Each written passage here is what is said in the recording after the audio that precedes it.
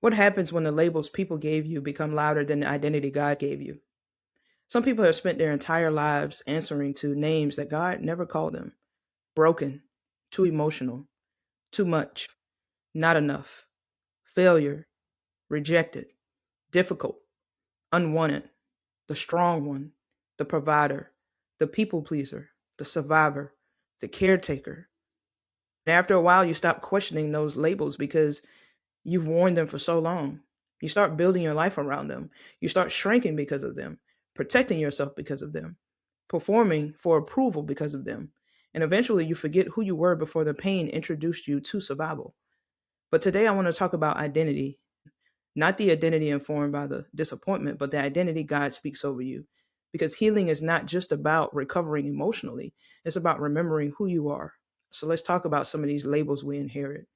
Most people don't realize how deeply labels have shaped them. Some labels were spoken directly, others were experienced in silence. Maybe you grew up feeling unseen and overlooked. Maybe you learned that your value came through achievement. Maybe love felt conditional. Maybe you became the strong one because nobody else was there that was emotionally available. Maybe you became the hyper independent one because trusting people felt unsafe. And over time, that survival stopped being something you did and it became someone you became. That's what trauma often does. It teaches you identities designed for protection, not wholeness. And honestly, this became personal for me too, because for a long time, I held on to one of those labels where I was the person who always had it together. People would look at my life on the outside and assume that I was fine, I was stable, I was strong, I was successful, I was capable. And yes, God truly has provided for me in incredible ways, and I will always give him the honor and the glory for that. But what people didn't see was how much I was carrying on the inside: the pressure, the emotional exhaustion, the adversity I faced professionally, being overlooked and unseen, feeling like I constantly had to prove myself to people, feeling unseen in environments where I was given so much of myself. And the dangerous part about constantly trying to prove yourself is that eventually you start performing instead of living. You become so focused on surviving those expectations that you start to disconnect from yourself. And that's where I found myself. I looked like I had it all together on the outside, but on the inside, I was losing connection to and with who I actually was. And I didn't realize how much of my identity had become attached to performing and approval, being capable, being dependent, being strong. And somewhere inside of all of that pressure, I became disconnected from the person God created me to be. But my healing began when I stopped and asked, who am I proving myself to? And I started asking, who am I becoming through all of this? That question changed everything for me because God never asked me to build an identity around pressure, performance, and approval of man. He wanted to heal parts of me that I believed that I had to earn through worth and performance, right? So let's talk about validation. And I want to say this carefully because a lot of people are carrying shame around that survival. But hear me out. That version of you that learned how to emotionally shut down was also protecting you. The version that became overly responsible was trying to create safety. That version of you that was trying to avoid vulnerability learned that openness came with pain. And you're not weak because you survived that. You had to adapt, but that adaptation is not the same thing as your identity. And healing begins when you stop falling back into those negative coping mechanisms. So let's talk about this biblical anchor here. So throughout scripture, one of the first things God often does is rename people. Abram became Abraham. Sariah became Sarah. Jacob became Israel. Simon became Peter. Why? Because God understands something deeply. Transformation requires identity alignment.